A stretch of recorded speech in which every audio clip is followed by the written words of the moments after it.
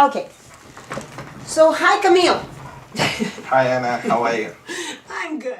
So, today is the third day of your class, right? Yes, this is third day. I have a couple of questions for you. How did you become a stutterer? I don't remember exactly when I became a stutterer. All I know is I wasn't born a stutterer. I remember when I was age 4 or 5, when I went to the primary school, I was speaking normally. And remember my friend at the time, we were having a good time. And all of a sudden, one day, I just noticed I couldn't speak correctly. I know like what happened, what triggered my studying was probably in school. One day, the teacher asked me a question, and I knew the question correctly. So I stood up and I opened my mouth to say the answer. Nothing came out. And everybody just started laughing at class. It was like this teacher, even the teacher laughed at me. Really? So everybody was laughing.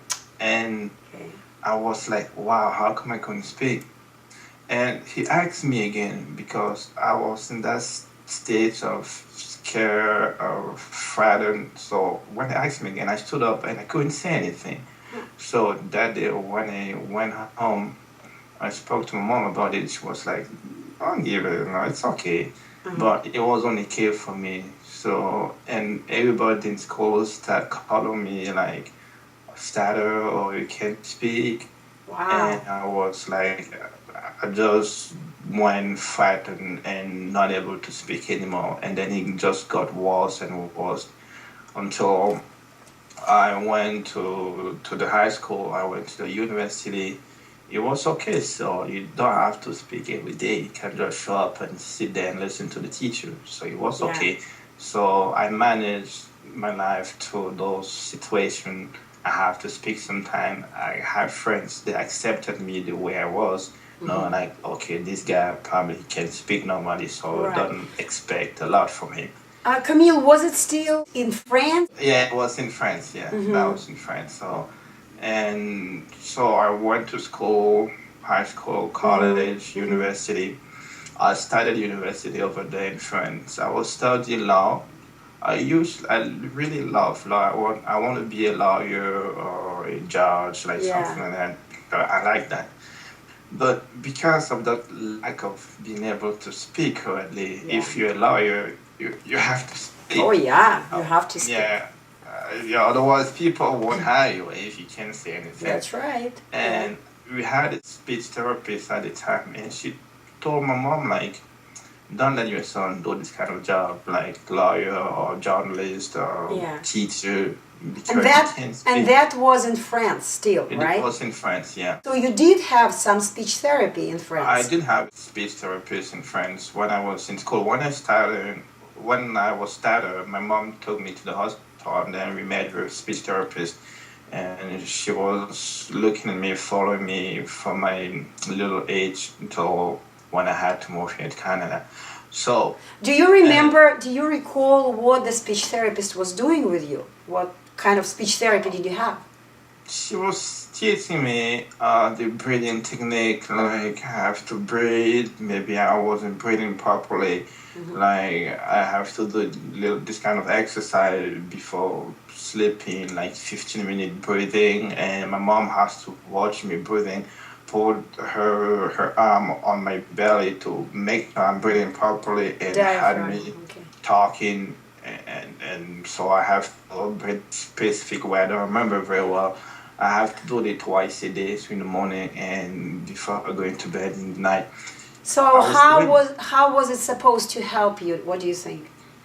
Oh, I think like what she discovered or what she was saying is like I'm not breathing properly. So the way I speak is like I'm trying to push the word. I'm trying to fight with the word. So if I breathe, and I should be able to open my mouth and speak slowly. And she was asking me to speak slowly too, not to speak fast. And my family... did that help you, the breathing technique? Did it help you? Oh, it was temporarily, I would say like it did help me a little bit because she was saying you have to speak slowly and breathe slowly too. So I was like, before I open my mouth, I have to take some air and then start saying. Yeah. But you can sometimes if you have to say something and you have to be relaxed. But and sometimes it did help me, sometimes it did not. So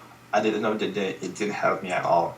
So I gave up on that, and Yeah. my mom even gave up on that. Mm-hmm. So we went to the other one. The other one was like, it was pretty much the same thing about the breathing technique, like just breathe, be relaxed. And she used to tell me like, it's a disease.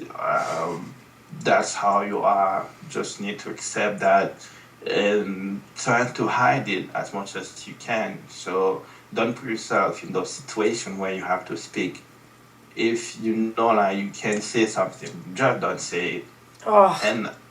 And I was doing that. So during my high school, I was pretty much like a smart guy, so I knew a lot. So You still are. You still are a smart guy. So I still have to. Sometimes the teacher asking me, I was the only one in the class knowing how to do it, so I have to say it. But I couldn't say it. So I just have to sit there and be passive and listen to other people. But when it comes to any writing test, any essay, I was good. Yeah. And the teacher go like, how come you write so good? You can't speak, you can't say. And he has to ask me to explain the class what I just wrote. Okay. But I couldn't. Did you do anything else in France? No, I had to. I had two speech therapists and it didn't help me. And one point of my life, I gave up that and said like, it's not gonna work. It's not for you. That's how you are. Some people are blind or they're deaf or they're dumb. Like just accept that and move forward. So I gave up with any therapy. I was just going to school, having my normal life, and knowing like I have a disease and I just need to accept that. I went to school there. I studied law, so I went to be a lawyer. They said like, no, it's not for you. Do something else. Okay. So I went to economy. So I have to move to Canada because best school was in North America, so I have to move to Canada. Uh-huh. And I have a family in Montreal, so I went to school there in Montreal. It was pretty much the same thing where I couldn't speak correctly. And the good news is in Canada, it's like people accommodate you. If they know like you have a disease or you have a disability, they will accommodate you, so they won't put you in those situations where you have to speak. And it's new that, so you have to give presentation. I wasn't allowed to give presentation. Wow. So it's like, oh no, you can't speak. It's okay for you. You know what? Just write everything. I will take it that way. And so how did you feel about it, Camille? I felt very bad. I was crying sometimes when I have think about it, like, and people looking at me saying, like, look at this guy, he has everything. So how come he just can't speak? And I was looking at myself like, how come I can't speak? And so that's how, and then I went to the hospital. I met another speech therapist. Mm-hmm. She was telling me, like, it's my fault, like, I have to fight, I have to give up those negative thoughts and thinking like I can do something about it. But it was a lot of practice. Like she used to tell me like, if you know like you have to speak tomorrow, so just prepare your speech today, practice, make sure you get comfortable with that speech, and then tomorrow you can give that speech. Uh-huh. But it wasn't for the daily life situation.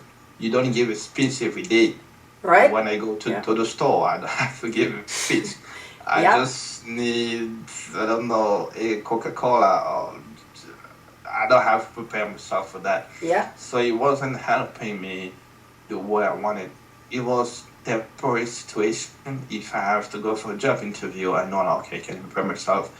That's it. But I don't go for job interview every day. Yes, so that's exactly right. It was it was helping, but not as I wanted. So I gave up. I said like, that's how I am. So I'm just gonna get a job like in administrative paperwork job where you sit somewhere in the back office. Yeah. You don't talk to anybody. Yeah, to be a little mouse in the office.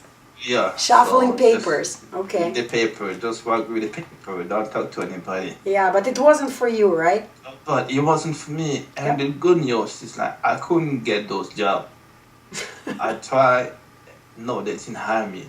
They were hiring me for the conversation job, like analyst, advisor, this kind of thing. I was like, why they hire me for that? I can't do it. Just hire me for the back office job. Because people over there, they could speak, but they would hire for those jobs. How come not me? Okay. And I thought maybe that was something pushing me, like, don't go that way. Try. Yeah. So I got my first job. It was very challenging. For me, being a French speaker, moving to Toronto, English-speaking city in Canada, so I have to learn English, but it was like, wow. And they couldn't hire me for French job. They have French job in Toronto, but they were hiring me for English job only. Right. And English being my second language, and me being a stutterer, it was double pressure on me. Right. When I came here, because I said before, I was in Montreal, so that was the French part of Canada, and French was my first language. My first speech therapist over there told me not to try learning another language because French is my language, it would be my only language, and go to the fact that my brain and my mind struggle with French, it would be impossible for me to learn another language. And I believe her at the time because I tried English even in school. It was so hard for me. I couldn't speak. Not knowing I didn't know the grammar. I know the grammar, but because I wasn't used to say words in English, it was just not. I was so unable to say anything in English. So that's why when I say like I have to move forward, I have to do something about stuttering. And if that goes to English, if I have to learn English to get rid of the stuttering, I have to do that. So that's why I moved to Toronto, which is the English part of Canada. And I learned English. I found myself learning English. I went to English class. I was like the best among a lot of people. I went to college actually here. I don't even I have a master, but I went to college just to improve my English speaking. And I was speaking with native English people, and I was better than them. Oh, so wow. That just told me like nothing wrong with me. Yep. All I have to do is not. It's not English the problem. It's not like my brain, which cannot understand, cannot memorize English because I was able to memorize everything. It just like maybe I didn't know how to speak, and that goes with the stutter because I couldn't speak neither French or no English. So, but your brain can memorize and you can speak any language: French, English, Chinese, Russian, Portuguese. Yep. None to do with your brain. Your brain is like a computer, so you can memorize a lot of things. It's unlimited. You have no idea what your brain can memorize. Yeah. You've seen some people speaking 7 languages, 10 languages because of their brain. So use your brain. You can memorize any language, even English, not your first language. It doesn't matter. Yeah. You have to learn how to speak. As long as you know how to speak one language, you can speak any other language. And one day I said like, if I have a master, by the way, a master in finance, so I mean that I can have a managerial position in my company now. Why am I doing this kind of lower entry level position? So I said myself, like, I gotta do something about it. I have to. So I started going online. So one day I think I Google, or I went on Facebook, no, I Google. And then I saw, no, on YouTube, sorry. On YouTube? Yeah, it was on YouTube. on YouTube, I saw it was a video about somebody in Russia, like he was cured for stuttering in 3 days. I was like, wow, that's impossible. You can't be cured in 3 days. Like, come, I did that for my whole life. So I went on YouTube, I watched the video, and it was just in Russian. And I was like, well, it's in Russian, I speak English, so I cannot do it. And then I found like they have somebody in the US that can be the link between the guy in Russia and you. And I thought like, wow, good news is like I can speak English now, so maybe she can help me. So I went online, and she was helping a lot of people in English too. So I watched a couple of videos for people English speaking that were curing 3 days. For me, it was still, no, it can't be. Wow, that's too good to be true. Camille, I just want to interrupt you for a second because we don't cure, and you know that already. No, yeah. We don't cure because there is no anything to cure. There is no disease to be cured. It's not disease. You help the starter to understand that they have to change their mind, they have to change their behavior. Right. They have all the capacity and the skills to speak as normal people. Right. So what we provide a speech education program.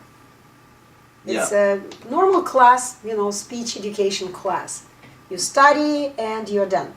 You study, you're done. It's like any courses in school. So you study, you get serious, and you see the results. Right. So that's what I did. So I contacted Anna to say like, hello, I'm interested. I watched the video, I watch people, so I want to be like those people. And then you answer me back. I joined the conversation group like you organized. So I talked to other people like me who were wanting to join the program.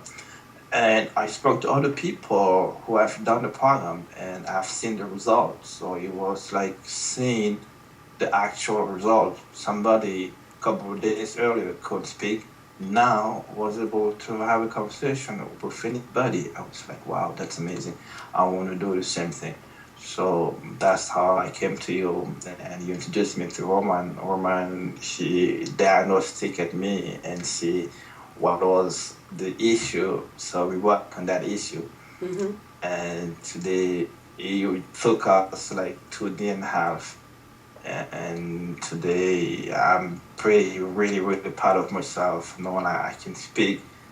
I didn't even hesitate now. I didn't even need to think about I might be able to say that word, maybe I need to switch to substitute the word. No, I just say whatever comes to my mind.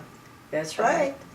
And I went out there yesterday to experience that speaking in the normal daily situation. I spoke to random people yesterday, and it was amazing conversation. Knowing like it was me, not hiding, not being negative. It was me the way I should be earlier, it's like numbers years ago, and that was amazing. So I just want to say everybody like try is worth it. So give it a try, see by yourself. You can see me now. For other people who don't have English as first language, give it a try too, because the way we speak, we just have one way to speak. Whatever language you speak, the way we shape our mouth, lips, the way we produce sound is the same way. For the Chinese guy to the Portuguese guy is the same thing. So you know what, Camille, let's prove it that it really doesn't matter what language you need to speak in. So can you give us a little speech in French, because that's your first primary language? Donc, pour tous ceux qui ont le français comme la première langue et qui n'ont pas cette malchance, pas la capacité de parler correctement, je dirais que ce n'est pas une maladie, ce n'est pas quelque chose qui vous empêche de parler, mais c'est juste que vous ne savez pas que vous avez la capacité de parler normalement. La preuve est que quand vous êtes tout seul, vous pouvez parler, vous pouvez dire tout ce que vous voulez. mais juste devant une personne, vous êtes incapable de parler parce que vous avez toujours cette pensée négative qui vous fait croire que vous ne pouvez pas parler et vous pensez toujours aux situations passées. Donc, je veux dire, ayez confiance en vous, sachez que vous êtes capable de parler comme tout le monde, sachez que vous avez la capacité, vous avez toutes les potentialités physiques et physiologiques de parler comme tout le monde. Il faut juste essayer, il faudrait juste déjà changer votre manière de penser. Puisque vous êtes quelqu'un qui a toutes les potentialités, il faudrait que vous pensez de manière positive et être beaucoup optimiste, pardon, ouais, être assez optimiste, savoir que vous êtes quelqu'un dont on a besoin d'écouter ce que vous avez à dire. Ce que vous avez à dire peut changer la vie de plusieurs personnes. Donc, soyez optimiste. Allez-y, essayez le programme comme j'ai essayé. Allez voir quelqu'un, peut-être si vous ne parlez pas correctement anglais, ce n'est pas un problème. Essayez toujours parce qu'il y a toujours une manière de pouvoir apprendre. Et comme je l'ai dit tantôt, dépendamment de la langue que vous parlez, la manière de parler est la même. La manière dont on produit le son, la manière dont on utilise les mots, c'est la même dépendamment de toutes les langues qu'on parle. Donc, je vous conseille juste à tout le monde, ne vous découragez pas. Il y a comme une brèche d'espoir et l'espoir, c'est eux. Ils m'ont vraiment aidé. Aujourd'hui, je sens que ma vie recommence. C'est un nouveau départ pour ma vie aujourd'hui. Je peux dire tout ce que je veux, comme je veux, quand je veux, sans toutefois hésiter ou à douter de ce que je veux dire. Donc, je vais vous conseiller à tout le monde de pouvoir essayer. Faites comme moi et vous verrez les résultats par vous-même. Okay, thank you very much. I have no idea what you were talking about, but I did understand the words optimistic and pessimistic. So I guess you talked about that. That's good. Are you feeling confident now and comfortable the way you speak right now? A lot more comparing to a couple of days ago. Like this time last week, I was like, how come I can't speak? Yeah. And today going forward, I know like what I'm gonna talk about because I know like I can talk about everything. Yeah. Whenever, wherever, like. Yeah. Camille, for how long were we working yesterday? Yes, they worked for 8 hours. So straight. Yes, straight 8 hours. It was intensive. It was good. A lot of information, a lot of practice because you have the practice yesterday. So they gave me the information, they gave me the skills and the tools, everything I needed to produce a good sound or a good speech. And we practiced yesterday for 8 hours. I would admit it, like I was really tired yesterday after the 8 hours. But it was worth it because it was what I wanted, what I needed. And yesterday, I got that yesterday. I went out yesterday to experience that. Because talking to Anna, I said, yes, it's Anna. But out there, Anna is not there. You have normal people out there.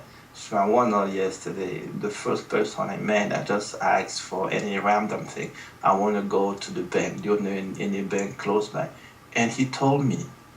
I wasn't able to say that before because strangers are like hell for you.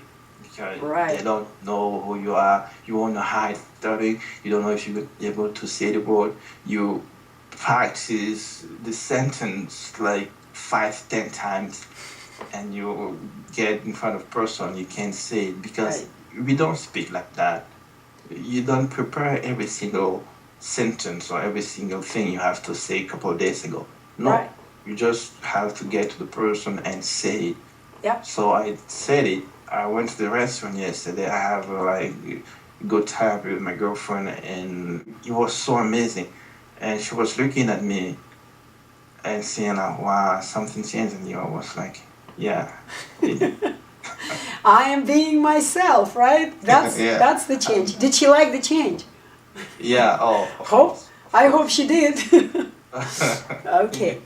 So the main point is being yourself. That's what we are helping people to discover themselves and stick to themselves. No artificial technique. Did we teach you any artificial techniques?